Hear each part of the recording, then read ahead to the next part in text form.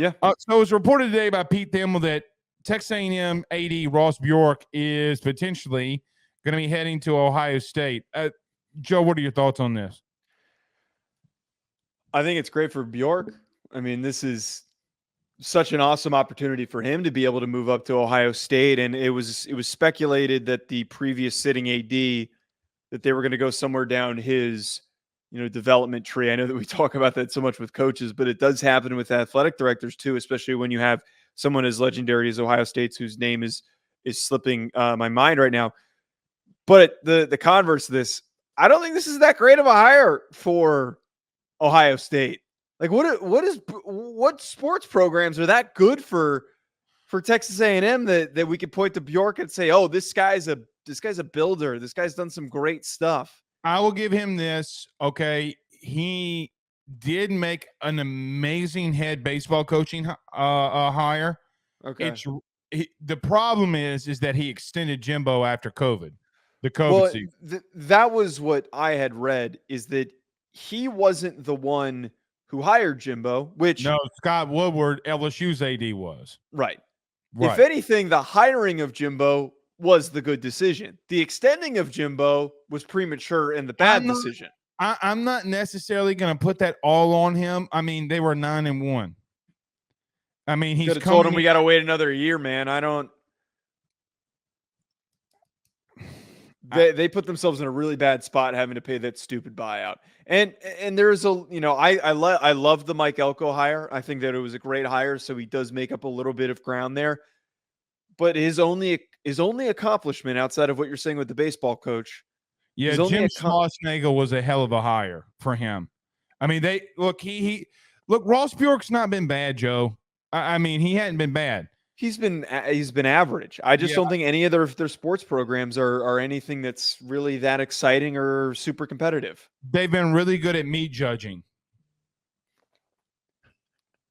Didn't they also have that kid that no, but I'm being serious. I know. They won the national title in meat judging, did A&M. Didn't they also have that kid? Didn't they also have that kid that won that shooting competition?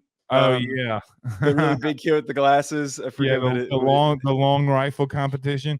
Yeah, I think it's a step up for him. Okay, mainly to the point because of the brand that Ohio State has. I know a lot of people like Ross Bjork, though, right? Like I know a couple of coaches that have worked underneath him, and they have said how awesome that he is as a human being.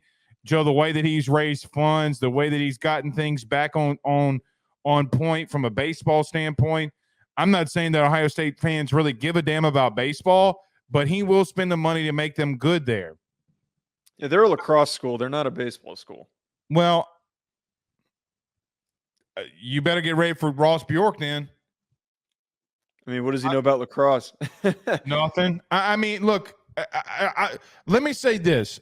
There was one thing. It is a head scratcher for me. It 100% is a head scratcher. Maybe, the money and going to a program like that is a big deal. But if I'm Ryan Day, can I tell you the truth? I would not feel good right now. Because Ross Bjork's going to want to bring in his guy, and I think Ohio State would let him.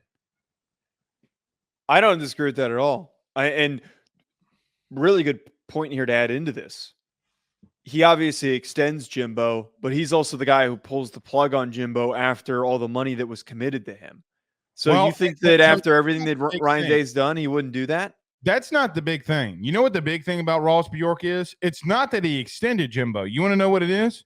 What? Is that he got the money at A&M and they gave him the money to fire his ass. Like, so you got to talk about, like, bro went out there and raised $76 million to fire his ass. Right, and that's what I'm getting at here is that you think that if he's not content with Ryan Day and the way that things are, it's a completely different situation where there's no tie to him. He's got no connection to him whatsoever. You think he's just going to say, you know what, let's try this over. I did it already with Jimbo. I've done it with a legendary coach who's won a national championship. You haven't won a national championship. I'll fire your ass. I think it's possible. I bring in Nick Saban. All right.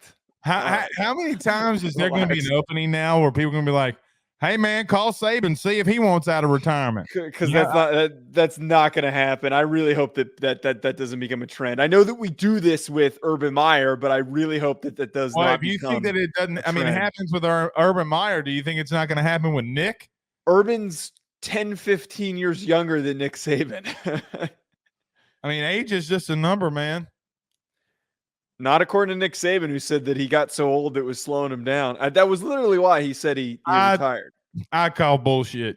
I'm sorry. I just call bullshit. I don't believe him there.